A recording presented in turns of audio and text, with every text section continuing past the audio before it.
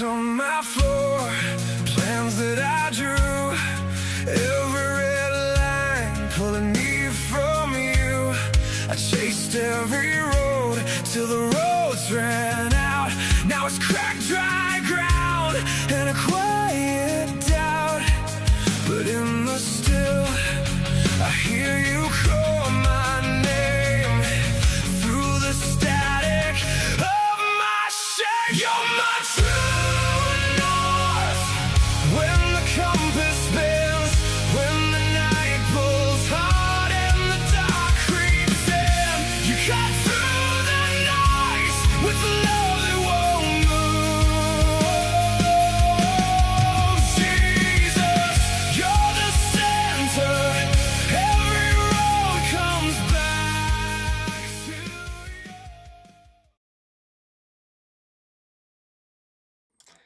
Hey, good evening, everybody. Welcome back to True North Christian Media. My name is Matt. Kyle. I'm Vince. We're glad that you're here with us on this Monday evening. Today is July 13th, gents. We're about halfway done with July, and then we're moving into the fast half of the year, it seems like for me. I don't know about anybody else, but man, it seems like August through December just fly. Dude, September takes forever, but the rest of the year, yeah. Yeah. Oh, man, With my work What? schedule, pretty much anything July through September just goes as a blur. Is that because it's the busy time? July through Mhm. September? So what Yeah. does the next couple of weeks look like for you? Like how many units? Oh, Well, don't tell me how many units. It's heavy. It's multiple per week, or is it multiple per weekend, or is it like extended exercises where they last worked for at a week or 13. two? I'm gonna say I worked a 13-hour shift today. Is that It's going to be starting. consistent until through July, or is that going to be I know starting August 1st through the end of September. Yes. Gotcha. From now until the 1st, it's up in the air. Today was just unfortunate circumstances, but yeah, it's about to get rough. Gotcha. Well, Ooh, don't forget we're to clo- bring God into it, bro. Yep. we're Remember. closing in on deer season. Oh, I know, man. Speaking of that, we started feeding. We had a non-typical come in the other night. Ooh, In nice. velvet, he's it's got like a cluster on one side, and then like it's kind of branched out on the other. It's gonna be an interesting looking deer. Dude, I love palmated antlers. Mm. Do you know what palmated is?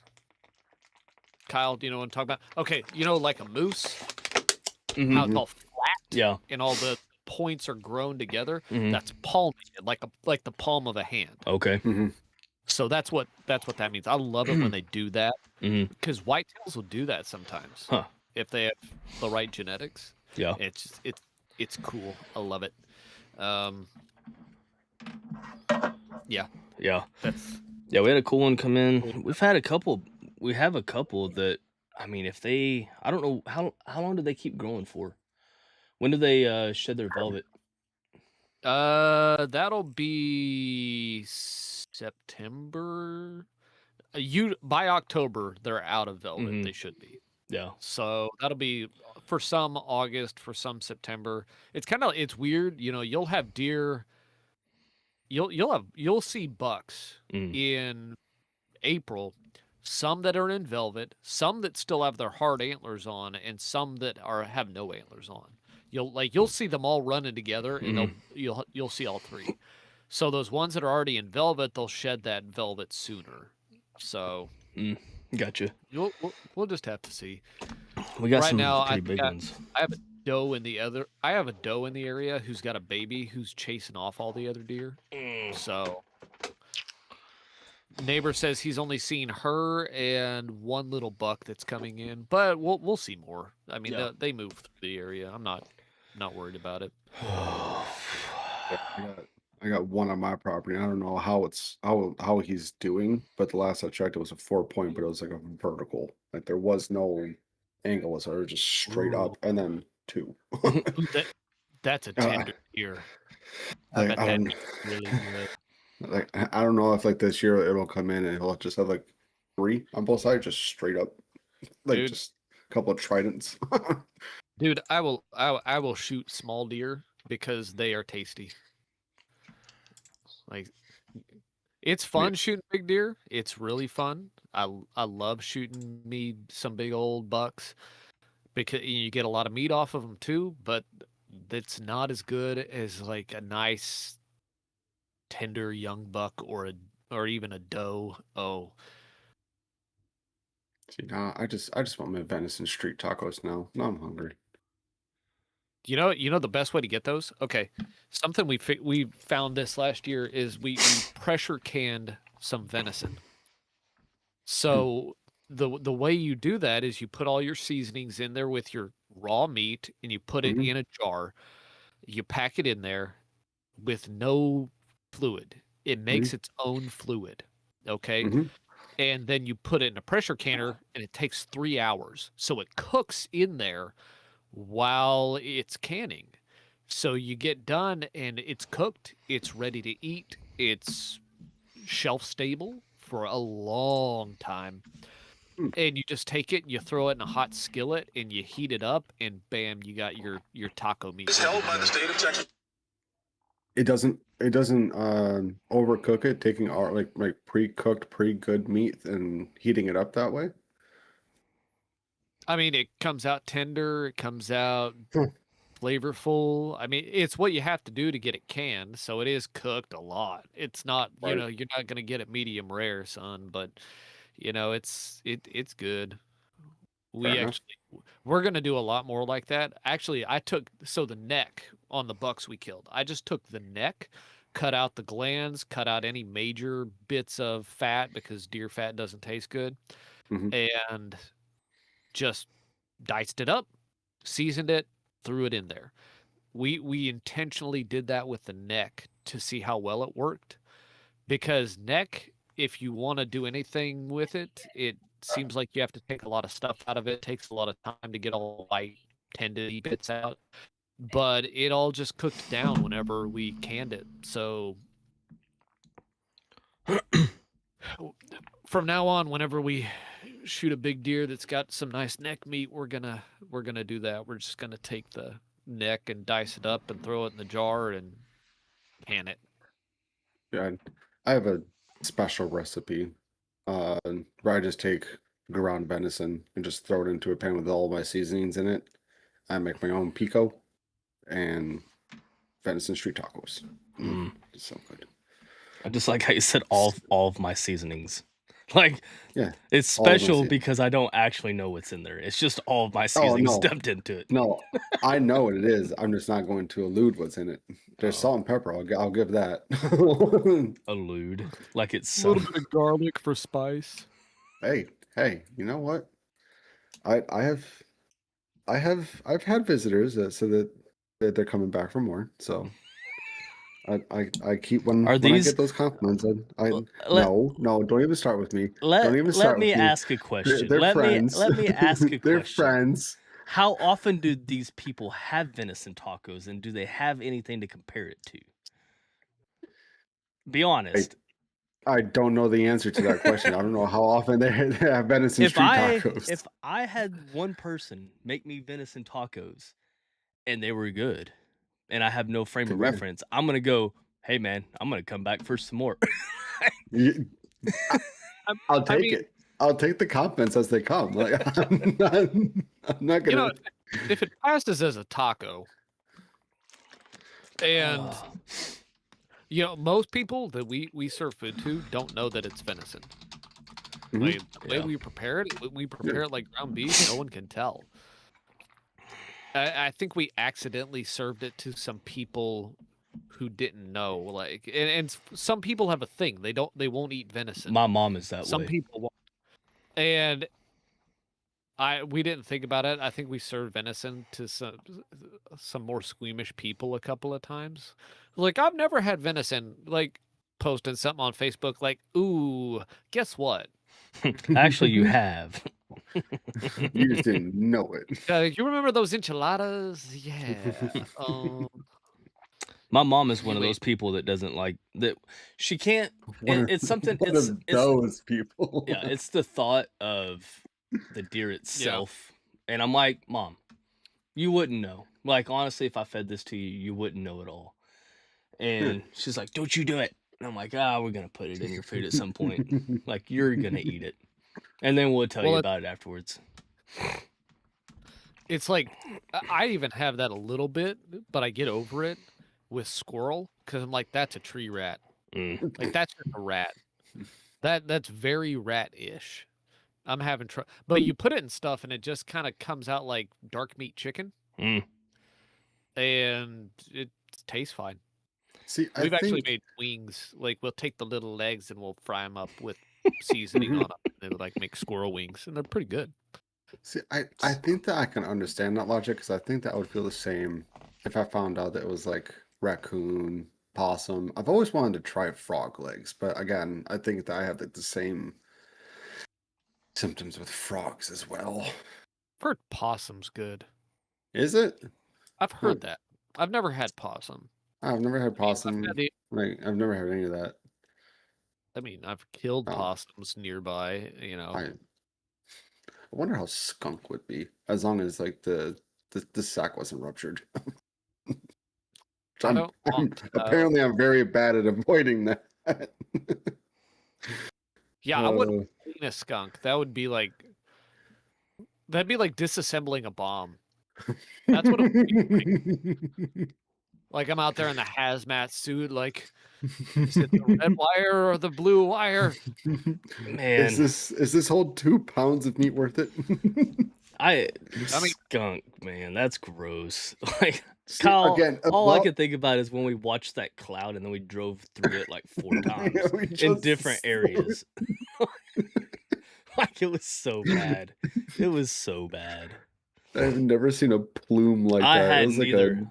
I it never. was like an atomic bomb went off. It was dark outside, It was a and you mushroom could see cloud. the color of this stuff.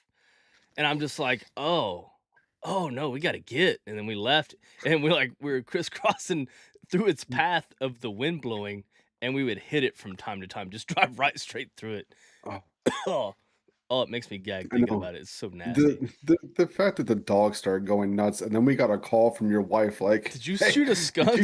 did you Yes. shoot a skunk? Like, no, Kyle did. Yes, we did. It smells so bad. Yeah, we know. We drove through it a couple of times, and then we're gonna come in the house. Oh. So enjoy. Yeah. I know y'all are sleeping in the shop. Oh, Oh. man. Here's a package of wet wipes. Was that the night that we ended the night breaking the barn door? I don't remember. I don't remember. That's still a nightmare. Like I still have to get somebody out here to recoil that thing. Like if you're not okay, now it weighs like 200 pounds when you pull the chain to bring the door up. And if you're not really careful, that thing will slam to the earth and probably break the concrete under it. It's got that much tension coming down. Hey. That was a disaster. See, we were confident that we could fix it.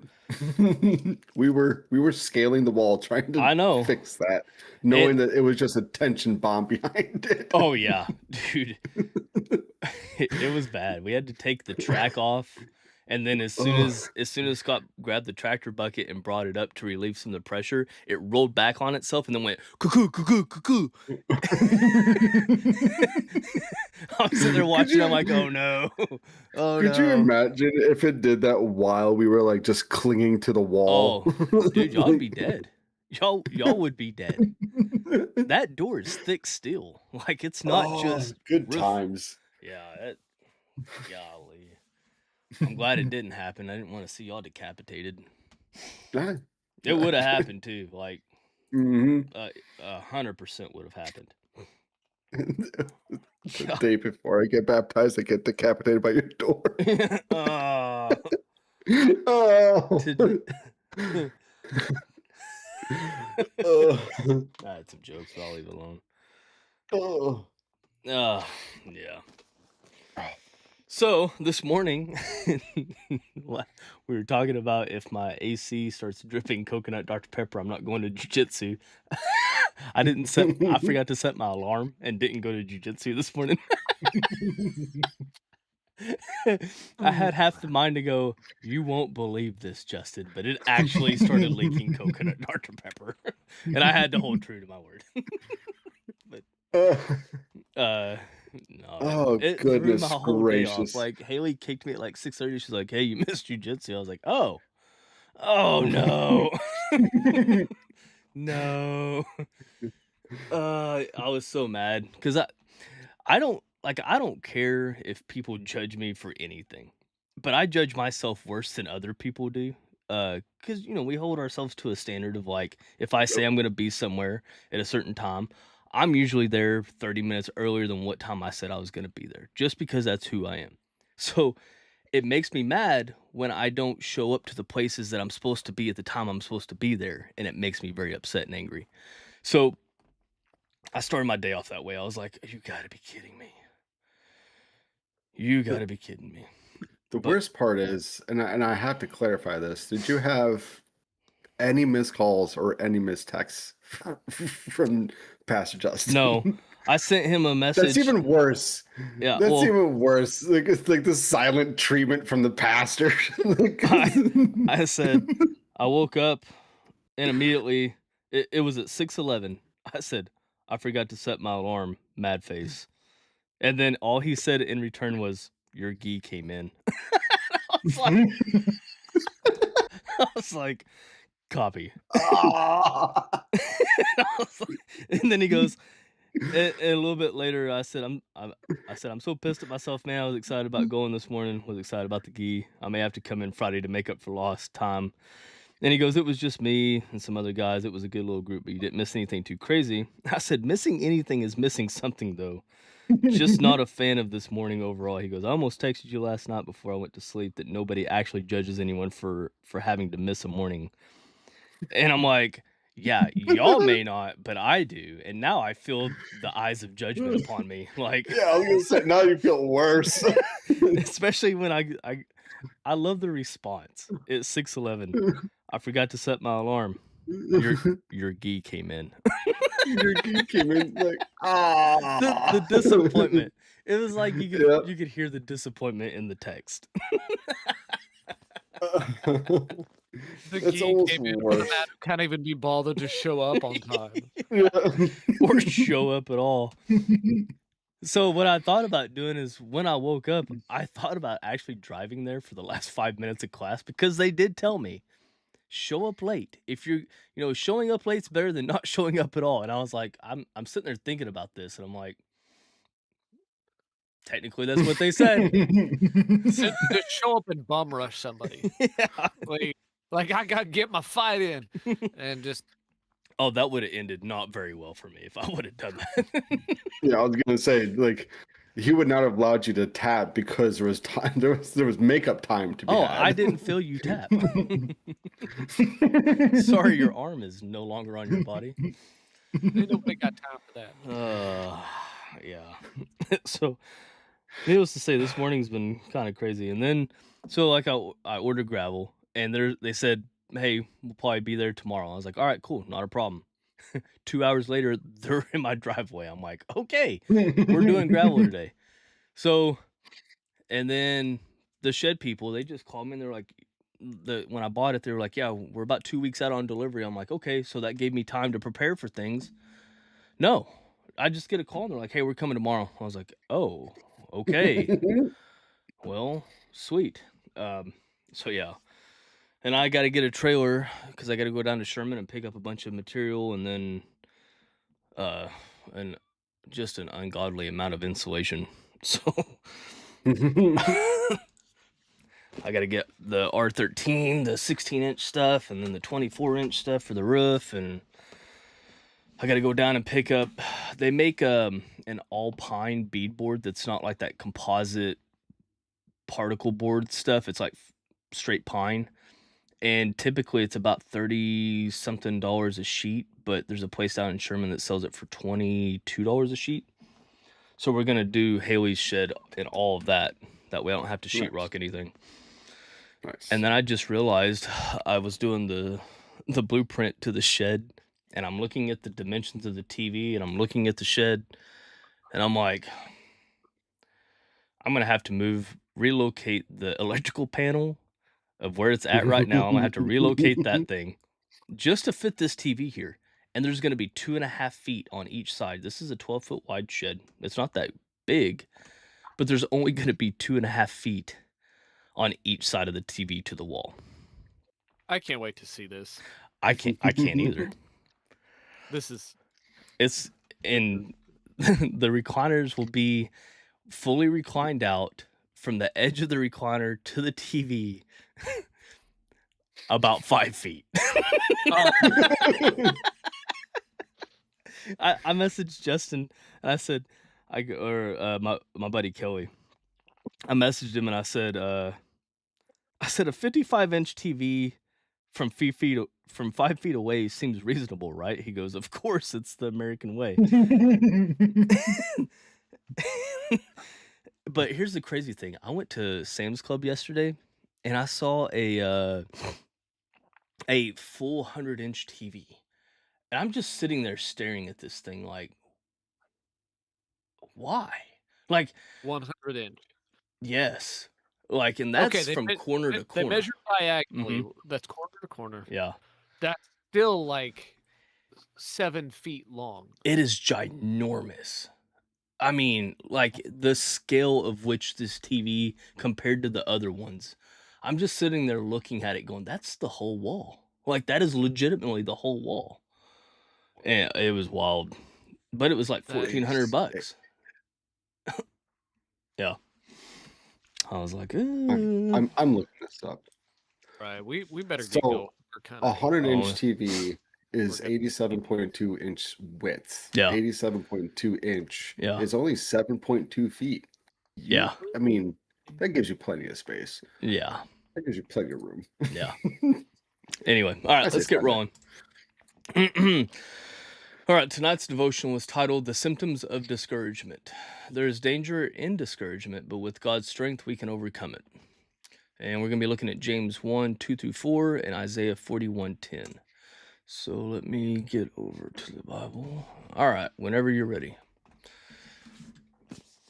Count it all joy, my brothers, when you meet trials of various kinds, for you know that the testing of your faith produces steadfastness. And let steadfastness have its full effect, that you may be perfect and complete, lacking in nothing. If any of you lacks wisdom, let him ask God, who gives generously to all without reproach, and it will be given to him. All right. And Kyle, you said you're going to read 8-10, right? Are you on mute? You are on mute. I was. There we go. Yes. All right, go ahead. But you, Israel, my servant, and Jacob, whom I have chosen, the offspring of Abraham, my friend, you whom I took from the ends of the earth and called it its farthest corners, saying to you, you are my servant. I have chosen you and not cast you off. Fear not, for I am with you. Be not dismayed, for I am your God. I will strengthen you. I will help you. I will uphold you with my righteous right hand. Okay. For anybody that's listening, if you don't have Isaiah 41:10 highlighted in your Bible, I would. It's a really good one to reference back to. There's a lot of hope in that one. So, let's go. It says one of the most dangerous feelings is discouragement.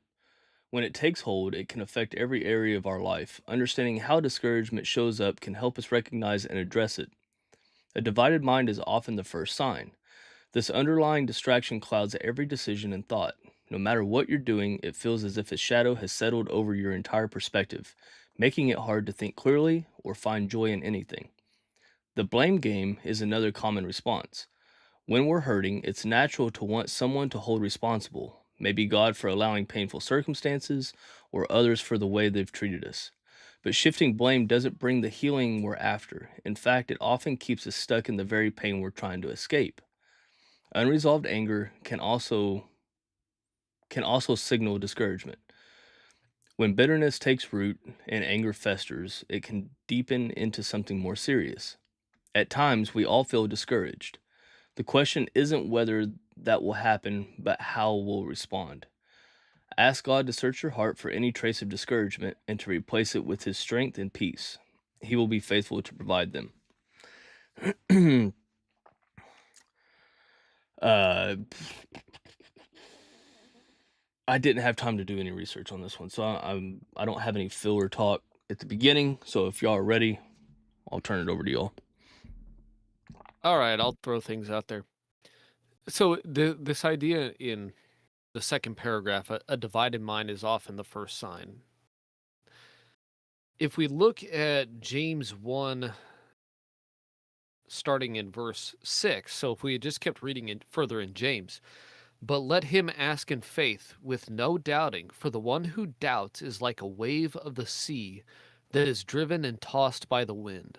For that person must not suppose that he will receive anything from the Lord. He is a double-minded man, unstable in all his ways.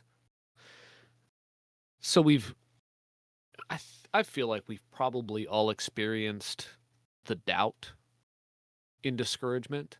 That we hear that if you had the faith the size of a mustard seed, that you would speak unto this mountain, move into the sea, and it would be moved. That of course it won't be moved if that's not God's will. You may speak it, but if it's not God's will that the mountain be moved, and it's not God's will that it be moved through you, then it will not happen. But there is a certain part of the mind that we do have our doubts sometimes. But the one doubt that we shouldn't have, the one thing that we should hold firm, that you can always hold firm, that it is His will that is being done. Whether it's being done correctly right now, because God works through those who obey, and He works through those who disobey as well. He turns all things to good that others mean for evil. Sometimes you're caught up in things like that. You're caught up in things being worked for evil that are being turned to good. And those times can feel really daunting. They can feel really bad, okay? And sometimes you can be obeying and things don't work out too. But holding in your mind firmly that He is working and that the end is good. You know, we were talking, I think we mentioned last night about, there's people in parts of the world who are being martyred right now. And certainly, there are some people among them who are thinking that this is not good. This is bad. But His victory is upon them at that moment. There was with Christ in that moment. He is being glorified through them.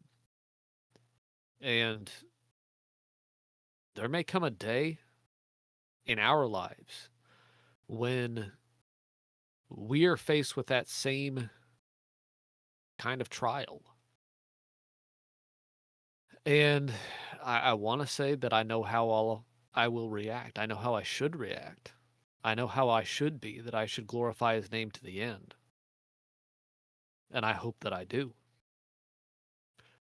But understanding even in things that the world sees as bad and unfortunate, and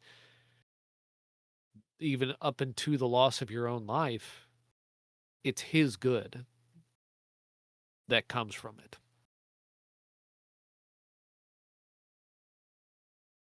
I can go into other bits on this, but I'll yield the floor if somebody else has something to go on. You want to take a minute or you want me to? Go ahead, brother.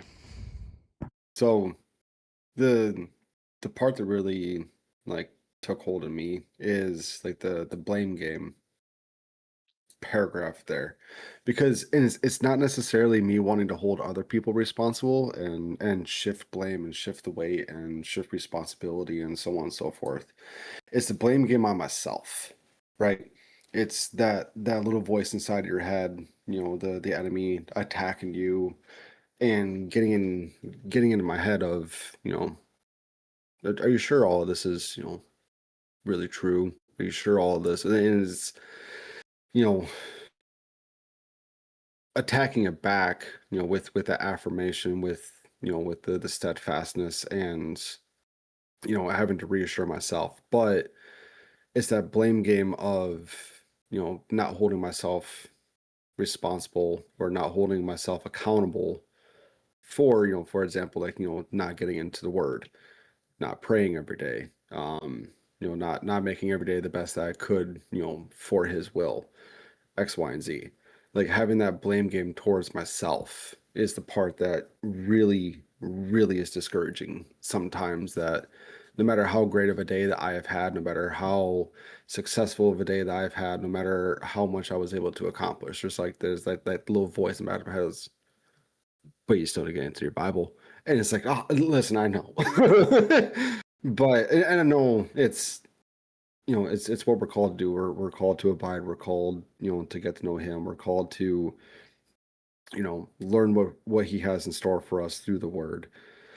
But it's that blame game on myself, where it's the differences between acts don't, grant you salvation versus, doing what we're called to do.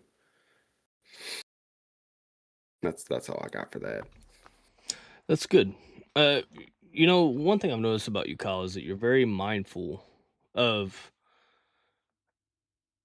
not saying what you do wrong, but being mindful of why things are going the way they are. Like for instance, you have an ability to go, things aren't going the greatest right now, but I also haven't been reading my Bible, spending time with it. Like you understand that there is that relationship there, right? Like and I'm not saying that things just go great all the time, because they don't. They never will. We'll always encounter some sort of struggle in life or whatever. But I think that there is that aspect of you that you realizing, hey, I'm not engaged with God right now. Like I'm not getting into his word and spending time with him in prayer and worshiping. Like you understand that those things do impact you. Um and they do. Like I feel the same way. I know when I'm not and it's not because I'm doing these things because I have to. It's because I want to. And then it's like talking to your actual parents. Like if you don't talk to them for a while, there's something that feels off inside, at least inside of me. Even if it's just a phone call, it's still better than nothing.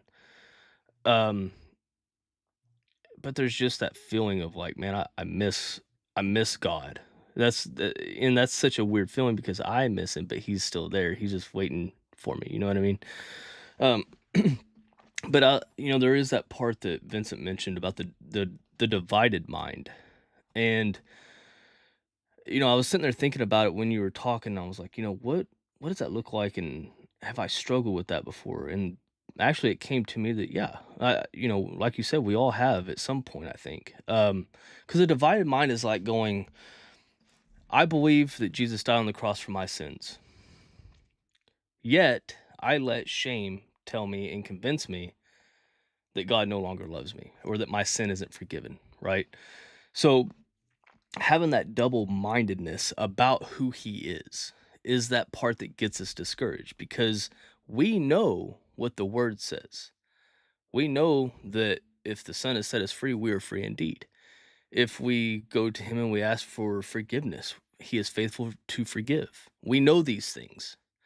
Yet for whatever reason, in our feeble minds as humans, we can't grasp onto that all the way.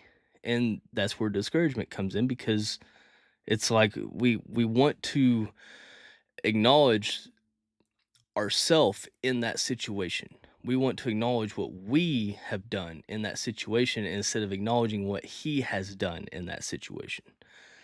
And, I was watching this video, I think it was this morning, that was talking about, it was going through the struggle that Paul had wrote about of why do I do the things I don't want to do and do the things or why do I do the things I don't want to do and don't do the things that I do want to do?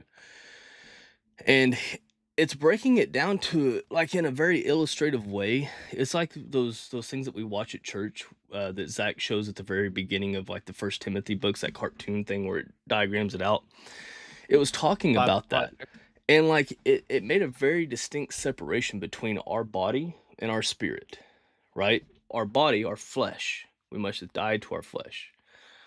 But it showed a very distinct picture of, that's the struggle Paul had at that time. He was like, why do I do these things that I don't want to do? The things that he doesn't want to do is the spirit within him.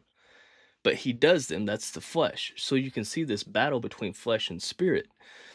And, it just reminded me like, there is a spiritual battle going on that we don't see. And it is that spirit versus flesh. It's, that's where conviction comes in, because our flesh does something and the spirit's like, hey, not good, right? But I like the way that they separated it, because once you can kind of view it from two separate things, it kind of allows the word to sink in better, to recognize yourself as a spirit and still have a sinful nature, because you're flesh, because you're human, and that you're always going to sin. And I don't know, I think sometimes we need to be reminded of that we're not just who our body is, right? Like, we have a spirit within us. We have the Holy Spirit residing in us. We are now in Christ. But yet we are trapped in this body, in our flesh, which is sinful. And to be able to separate that and to understand that, then we can go, okay, Christ paid the punish, or he paid the price for our sin. Like, he died on the cross for our sin. My sin is paid in full. Like, I no longer am under the condemnation and judgment of sin. And that's the body. It's because my spirit is alive. It's been made new. So the spirit is what I want to feed. I don't want to feed the flesh. I want to feed my spirit. How do I feed my spirit? Read the word. Pray to God. Spend time with God. And then when the flesh decides to enter in and do something stupid, I have to remember that my spirit has been made new. I'm alive in Christ. And I don't look at my flesh as the defining characteristic of who I am. So that's how I've separated and kind of dealt with a divided mind in some aspects, is, to realize that a divided mind is kind of combated with a divided spirit from flesh. And that's helped me, at least. It, that may make sense. It may not. If it made sense to you, I'm glad it might have. But it's just the way that it helps me understand it. And it helps me to not feel shame and condemnation over the stupid things that I come to God with all the time. And, Kyle, you talked about the blame game.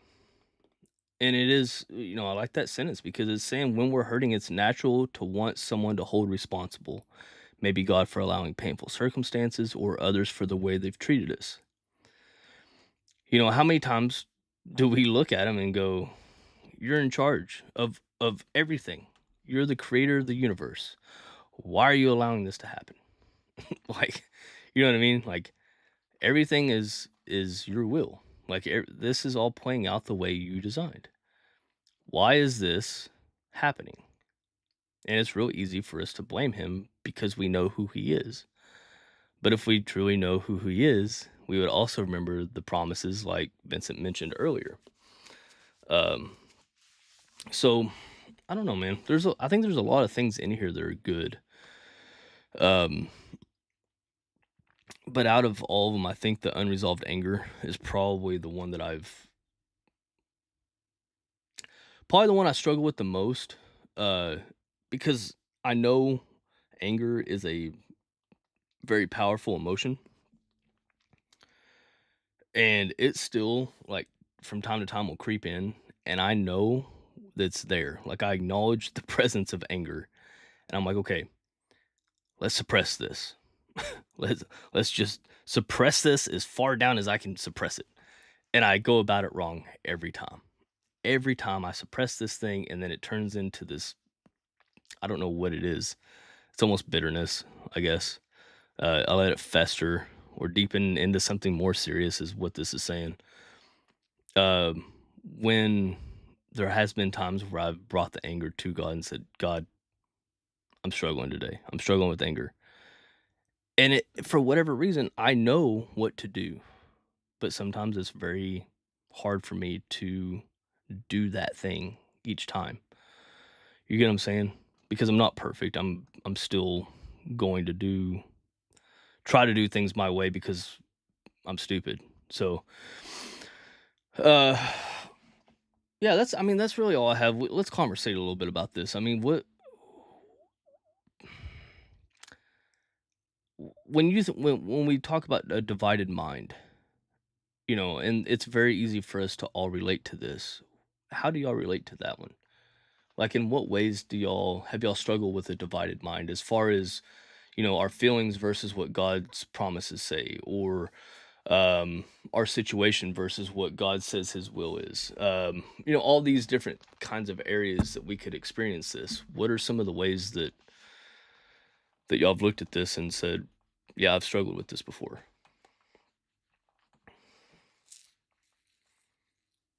I have an answer. I'm just trying to figure out how to put the words to it.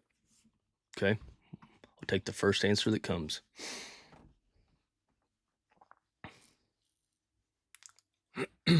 Well, I said that about just the fact of his existence in the past. Like that I can cognitively say I believe, but have a feeling like I just don't know. I just don't Yeah. know. And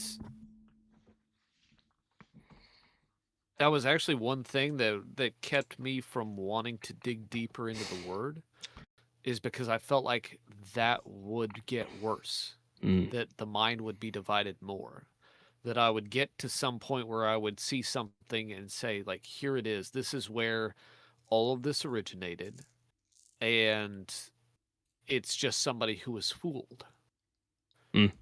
But the thing is, I've gotten more into the word, and I'm more convinced than I've ever been. And I continue to be. And it's continued to be that way, that this has become more truth. And I just had to accept first that I had to accept a number of things, but I also had to obey and start learning, actively learning and trying. And that divided mind started to go away on that issue. Yeah. Here's one that I was just sitting there thinking about, is like, how many times do we feel like our prayers are hitting a ceiling? Like God's not hearing our prayers. You know what I mean? Like that can cause a divided mind. That can cause discouragement.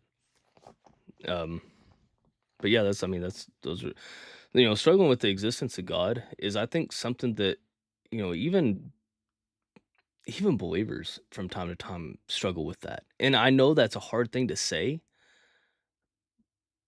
but I think it's the truth, just because of the fact of who we are as humans. Like, it's hard for us to wrap our hand around something that we can't physically see.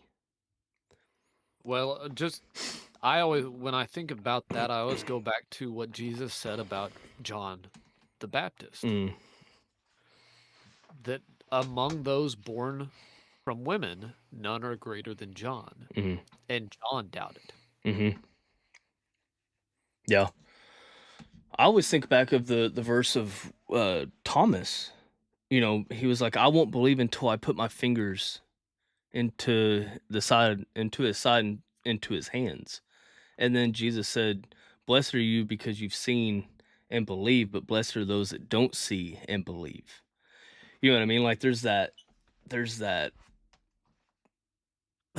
interaction there that he has with Thomas of like, blessed are you because you have seen, you know, but blessed are the Well, ones that don't see and still that's a believe. really that's a real acknowledgement that there are people who will see Mm, and will not believe.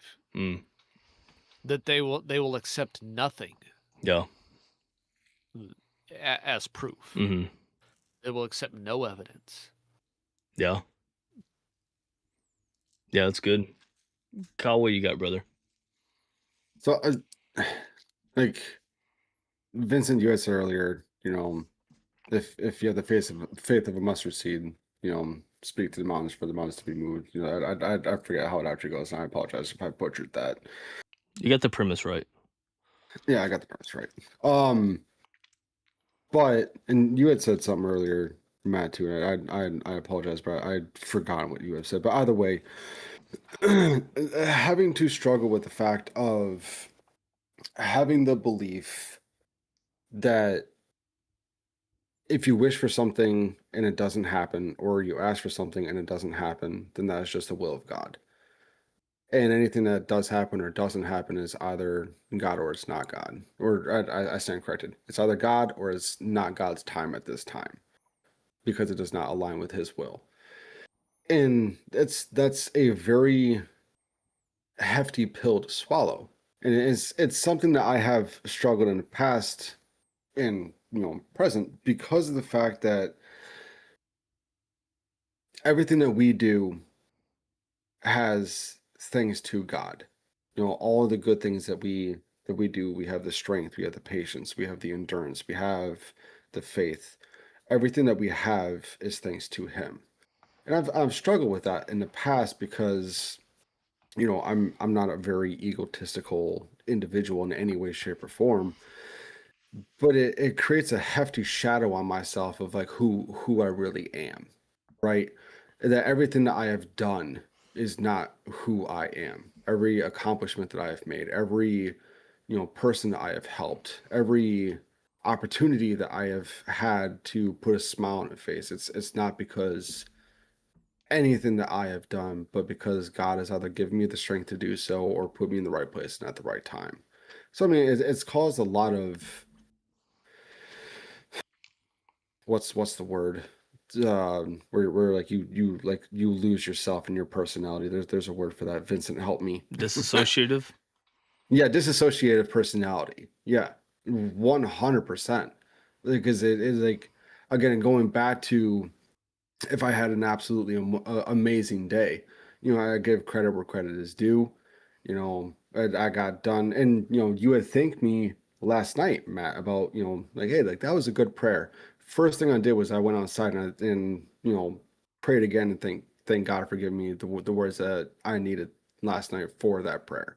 Mm, As I recognize that it is not me. Like mm, I am not great with words in any way, shape, or form, but having an amazing day, being successful in my own ways, being accomplished in my own ways, and then realizing that none of it was either for God, none of it was for me, and all of it was given to me by God.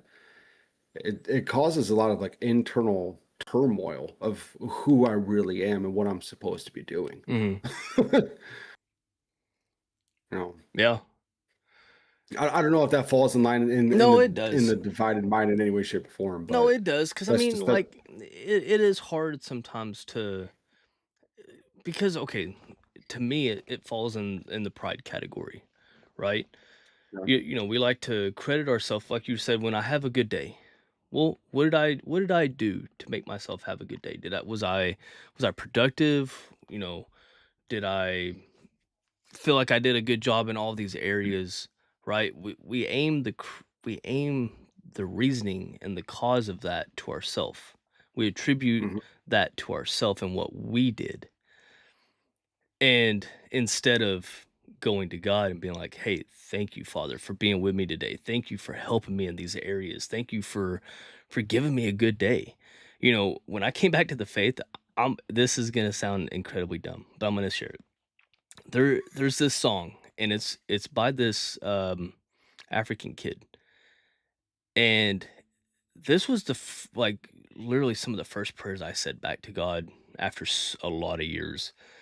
There's this song. It goes, "Lord, I thank you for sunshine. I thank you for rain. I thank you for joy. I thank you for pain. It's a beautiful day." And that's the song. Okay. But at that time, like, that's where I started. Like, that was the first prayers I started saying back to God, because it was literally gratefulness, thankfulness to Him for all things, including pain.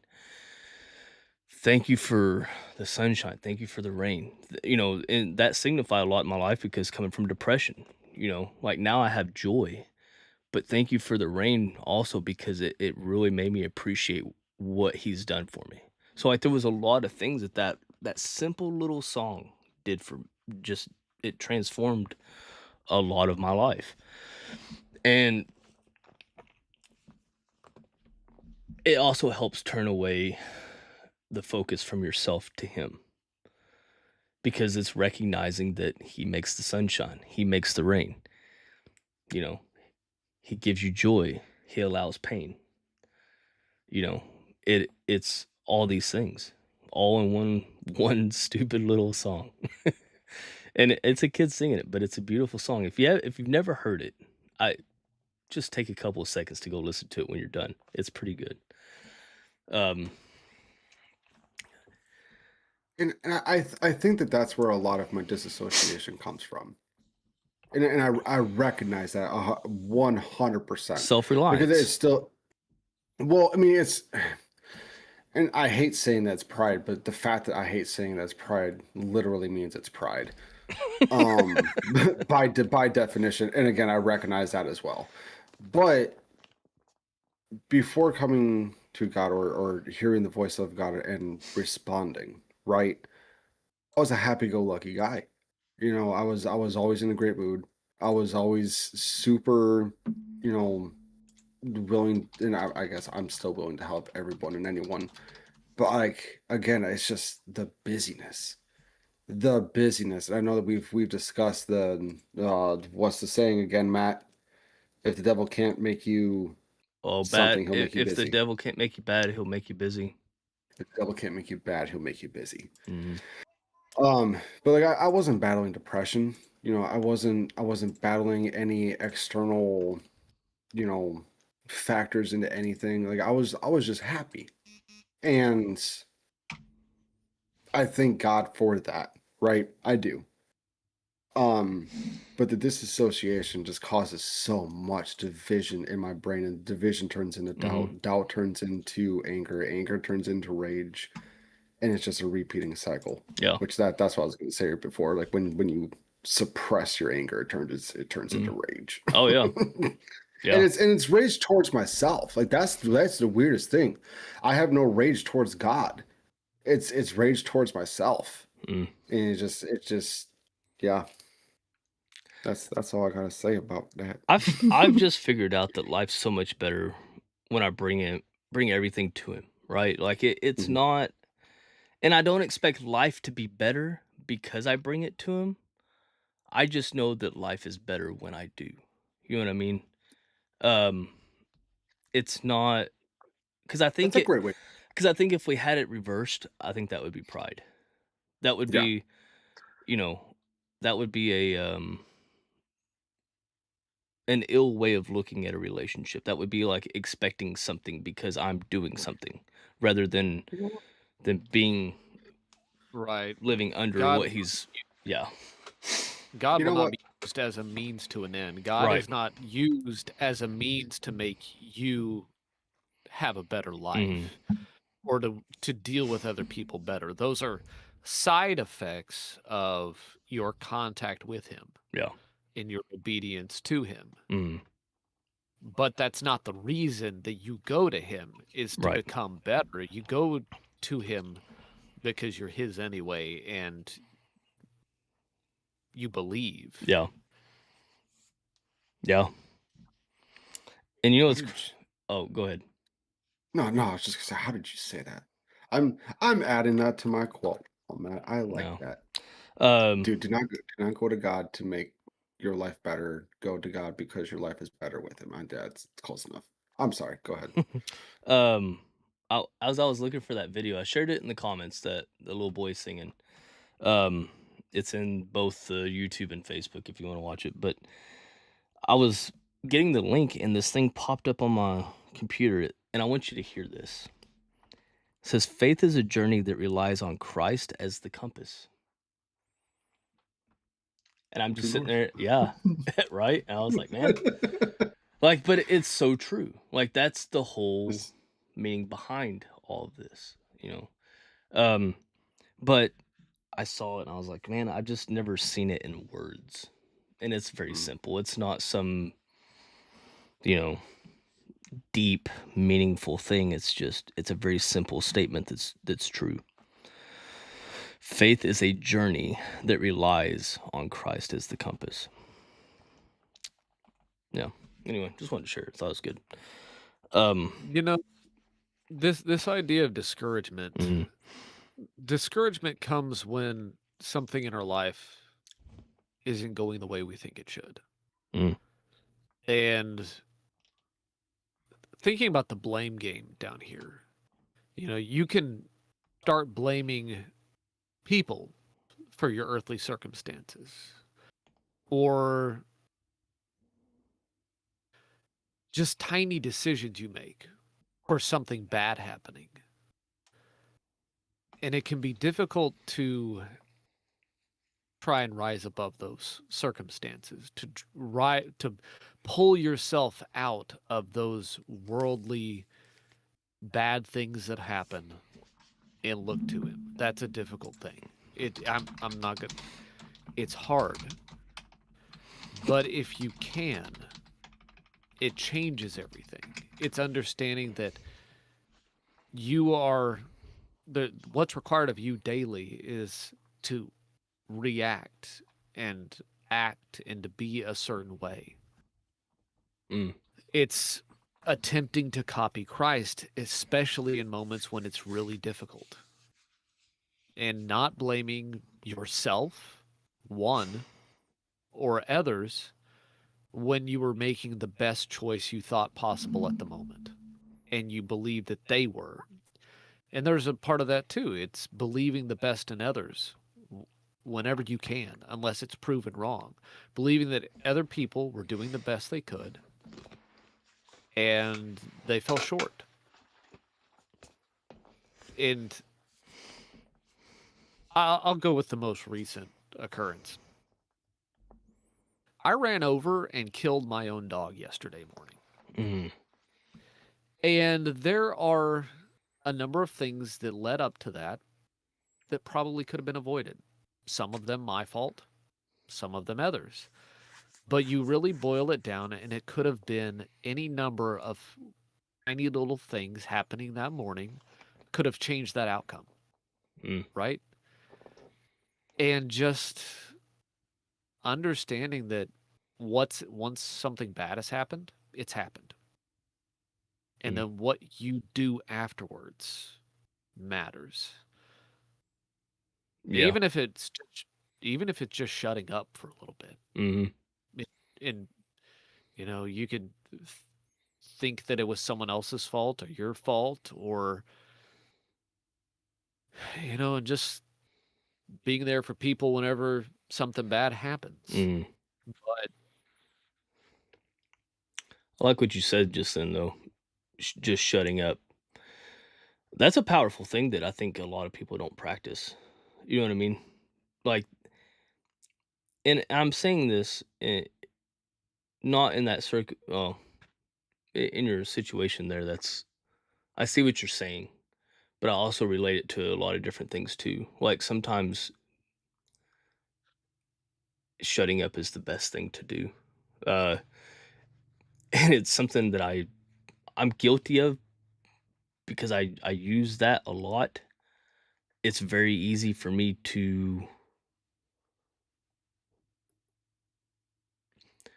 when I know things are about to go awry, if I don't intervene and I'm bringing it to God, I'm asking and I'm praying and I'm asking for guidance and I'm doing all these things, the best thing I can do is to shut up and wait. Like, to not go with what is in my gut. You know what I mean? To be slow to speak and slow to speak. What's the phrase? Be slow to speak and slow to Quick anger. to listen. Well, isn't there a Bible verse that's like be slow to speak? Uh, I can't, man, because there's a phrase. There's slow to speak and quick to listen, but there's also a verse that talks about being Quick slow. to forgive. Maybe that's what it is. Slow to speak and quick to forgive. I can't remember. Is be slow to anger and quick to forgive. Okay, yeah, that's what it is. Okay. Um, but Oh, you, James 1:19. you don't always have to have something to say. And sometimes delaying words and waiting for God is sometimes the best things that we can do. Because we don't always just have to blurt out what we think. Because if we did, imagine how many people around us we would hurt. Like, legitimately. Like, if we couldn't take a moment and just say, I choose not to say anything. Like, I feel like for me, that's the best route that I can go sometimes, is to not say a word. And I don't know. Like, I think there's days where I wake up and I'm like, okay, that is good. Like, that helps me through my life. And then there's days where I'm like, that is not fair to everybody around me. But it may not be fair, but sometimes I think that is the preservation method that maybe God's given me to not destroy everything around me. Like, he's given me a gift to be able to shut up. And I'm just like, okay, like I'm still wrestling with this thought too, because it's something that I've noticed, in the past probably 2 years or so. It's how I handle certain things is just to be quiet. But it's not because I'm being quiet because I have nothing to say, because I have tons to say. But it's being quiet because I've brought it to the Lord and I don't know how to proceed. And I think that's just seeking wisdom and asking for wisdom and asking for discernment in these areas and asking, like, just asking for guidance in general. I was gonna say that sounds like the beginning of wisdom. Yeah, Is just having things to say, but being quiet instead, because you don't know what's right, and you're seeking that, and you're seeking His help in it, yeah. and Yeah. And it's weird because I actually just had this thought. We were talking about that separation of flesh and spirit. And I'm starting to recognize now that my flesh has been trained. My flesh has been trained for a certain behavior, to behave a certain way. But am I training the spirit to be above the desires of the flesh? You know what I mean? Like, am I drawing close to God and understanding who God is and learning about God and making him the center to where it overrides what my flesh wants? Because my flesh is trained to do a certain thing. So is my spirit. But if I'm not feeding the spirit, it's weak. So which one's going to take over? And that's, I don't know. I have so many thoughts written down, but I can't even make sense of them because they're all in whiteboard format. Because it's how my mind works. So, like, the other day, I was looking through some of them. I'm like, why did this thought come across? And I'm like looking at all the arrows and the circles and the squares, and I'm like, I don't even know what a square means at this point. Like, But I don't know what a square Why did I means. circle? yeah. Why did I circle the letter T so many times? Yeah, Oh, that's what it looks like when I take notes on things. And it's only because in the moment I know what it means. Outside of that moment, I have no clue what it means anymore. Yeah, my notes I've had to make them I've had to make my notes make sense to somebody else, that because I've acknowledged that the me in the future is somebody else Mm, that I yeah. have to communicate intelligently with. Mm, yeah. Because if I write down just like keywords, like I'll have no idea what that means. Mm, yeah. I don't know. I need to get better notes. I I like what you said earlier though, Matt, that when you don't know what to do, you go to with what you know. It's pretty much you saying that your reactive is muscle memory, and you're trying to retrain Mm-hmm. your muscle memory, Yeah, and which is an interesting concept. That's a very interesting concept. yeah. Okay.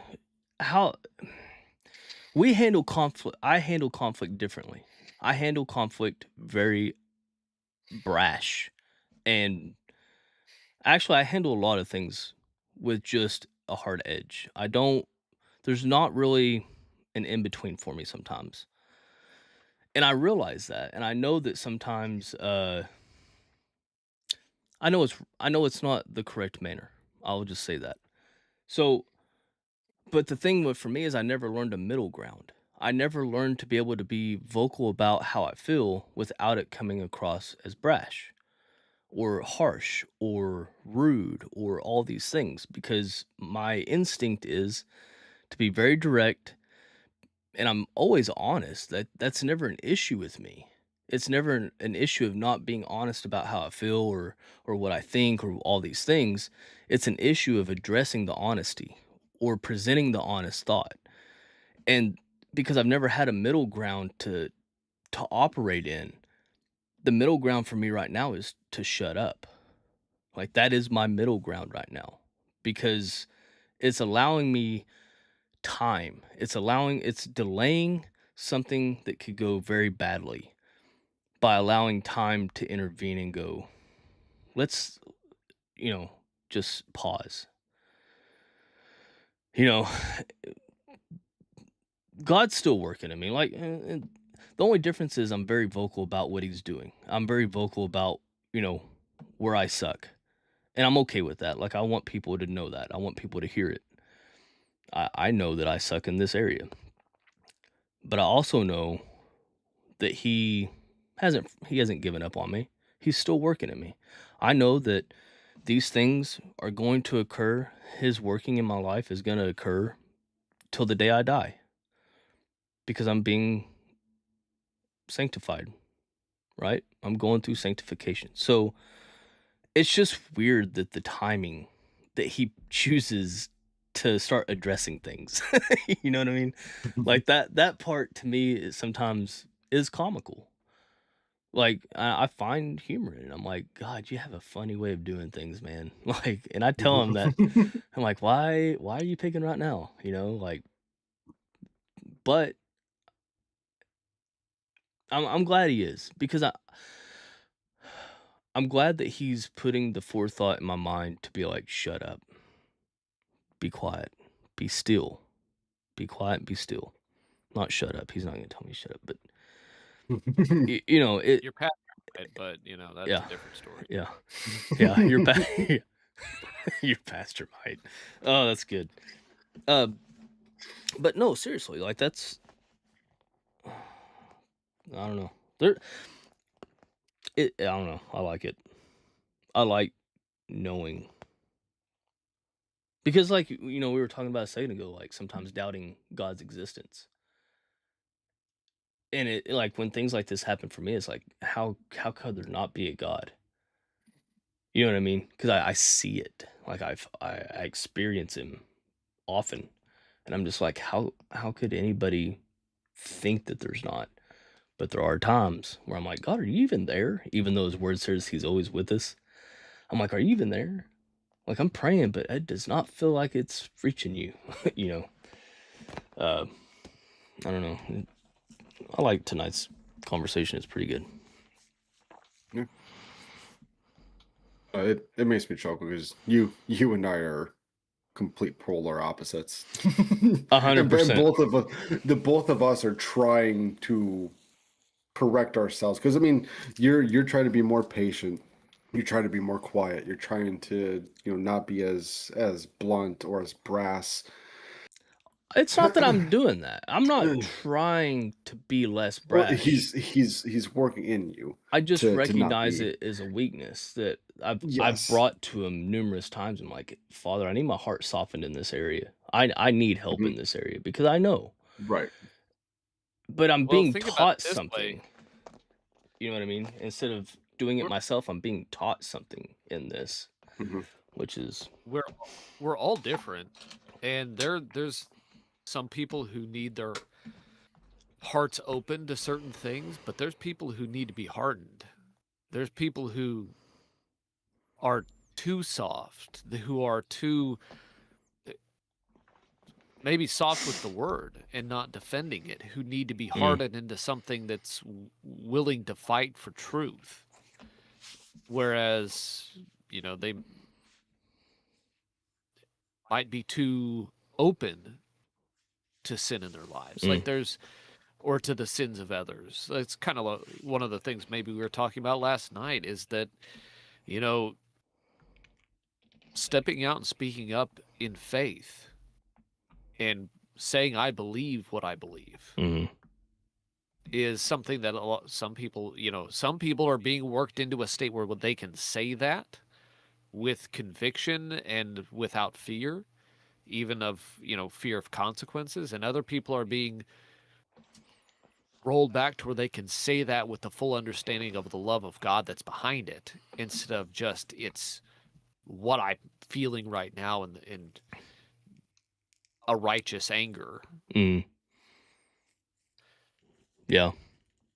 And I gave last night some thought, right? After we got off. And I think that a lot of what's happening, and we've discussed this before, but I think that a lot of what is happening in today's world is a lot of people are giving in to licentiousness, where they recognize that what is happening is wrong. They recognize what they are doing is wrong. They recognize what they are doing is a sin, but then they utilize that Jesus' sacrifice covers all sins. they abuse his grace. And they abuse the grace. Yes. Yep. Where they still believe in God, they still believe in salvation, they still believe in Jesus and everything that he has done for us, all the miracles. Well, I think they've got a false doctrine in their head. That too. But I think a lot of it, like we've discussed before, a lot of it is just the licentiousness behind the curtain there. Yeah, I think there's just. I mean, it's still not right. Yeah, I'm not saying it. Oh no, I know you're not saying that. It's just, there's a false doctrine out there that's being preached, and it's not a false gospel. I'm sorry, a false gospel that's being preached, and it's leading people straight to hell. Just to be very blunt, you know what I mean? People abuse God's grace, and they think that, oh, I said a prayer, I can keep on living the way I want. That's not how that works. It's unfortunate. It really is. I mean, and they'll come back and say like, oh, like we're all God's children. He loves all of his children, and then it's just it's unfortunate they are so deeply ensnared, into that. Yeah, we were talking yesterday about this whole thing, and I was talking to Justin about it a little bit today, and as I'm sitting there talking, that verse in Matthew is like, pull out the log out of your own eye before you worry about the speck in somebody else's. And I'm sitting there going, okay, I feel like a hypocrite now. You know what I mean? Like, mean, I said that out loud, and I messaged him. I was like, I feel this way, and he was like, it's very easy for us to get riled up about certain issues. He's like, and then we fail to recognize our own issues uh, that we're struggling with. And I'm like, man, that's so good. And I was like, okay, back to focusing on what I need to fix. You know what I mean? I can't fix the world. We can't fix the secular world. We can bring God into it, but we can't fix it. Only He can. So I bringing this all back, what I find hilarious, and tying this into everything, what you were saying before, Vincent, is that some people are weak, some people need to be strengthened, right? And if I'm to be honest with myself, like I was just saying, Matt and I are absolute polar opposites, where I have always been the empathetic individual. I've always been the quiet one that, I spend a lot of my life in silence because I'm afraid to hurt feelings. I'm afraid to say something wrong in amidst conversation because I don't want it to go the wrong way, right? So when we were talking last night, the very first thing that popped in my head was, and not, I'm going to preface this by saying not in a way of you absorbing their beliefs, right? But the first thing that popped in my head was, if we are to spread the word, spread the truth, correct behavior, have we thought about hearing them out first just to open up the door, right? And that's just the way that my brain works, because in the psychology of everything, it's, if someone is just barraging you and you're not able to get, 2 cents worth out, how likely is it that you're going to even listen to what that person has to say? You're just going to tune them out because they don't care about you. They don't care about, and like, again, I know that the brass side of it is, well, I don't care what they think. They're wrong. I need to correct the behavior. But in the back of my mind, it's giving them the opportunity just to speak, even if it's wrong, even if it's absolutely 100% wrong, just giving them the mic, not in a literal definition, but just giving them the floor just for a few minutes, just so that they feel valued. The opportunity and the likelihood that they will hear you out in return is multiplied at that point. But again, that's the non-brass side of me. You keep saying brass, and I think you mean brash. yeah, Brash. Yep. You right. brass monkey. Like this whole time, is Yep. you or possibly I am solid steel. No, I'm really not. loud wind-driven instrument. Brash. Yes. Yeah. Thank you. I am corrected. But yeah, I mean, You strike me as a French horn type of thing. I did play tuba. Actually, no, I did play French horn in high school. Tuba, French horn. Oh, you play tuba? Okay. I played tuba. Yeah, tuba's fun. That's the marching band. Nerds. And this is the part where we derail. All right, let's close this one out. Does anybody else have anything they want to add before we close out? Anything in chat? It's been quiet tonight over there, so we got Teeny in. He's commented a few times. Miss you, buddy. I don't know what you're doing up there, but have fun. the last thing I want to say is Isaiah 41:10 again. Do not fear, for I am with you. Do not anxiously look about you. Actually, I don't like reading it in whatever version this is. All right, verse 10. NLT it is. Yeah. Fear not, for I am with you. Be not dismayed, for I am your God. I will strengthen you. I will help you. I will uphold you with my righteous right hand. So if you're dealing with discouragement today, go back to that verse. Find a brother or sister that you can chat with. Discouragement, there is an adverse to it, and I believe it's found in other believers. So let them be the encouragement. Yeah, That's all I have to say. Does anybody else have anything? If not, we'll have Vincent close us out, and then we'll be done for the night. No, let's do it. All right.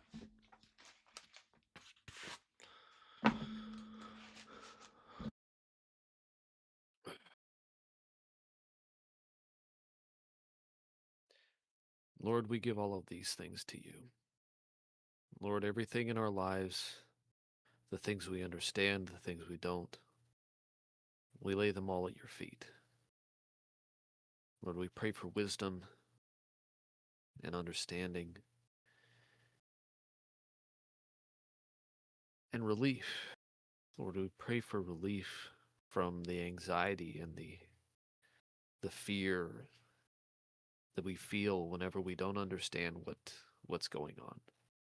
Whenever we look around us on a world that seems like you have left and see no sign of you, we pray that in those moments that we still have the courage and the faith to obey and to believe, and that we understand that our discouragement is only temporary and the joy comes in the morning. Pray these things in the name of the Father and the Son and the Holy Spirit. Amen. Amen. Amen. Oh, all right. Everybody, thanks for joining us tonight. We'll be back again tomorrow at 7:30. Wednesday, I believe we're going to be at the church. Yes, Wednesday we'll be at the church. So we will be online, but it'll be on the Grace Christian Fellowship Facebook page. If I can get it to work to where I can put it on our True North YouTube page, we will do that as well. If you're in the Ada area, we would love to invite you to come join us on Wednesday at 6:15 at Grace Christian Fellowship. And yeah, that's all I have. So we'll see you guys tomorrow at 7:30. You have a great night. Adios.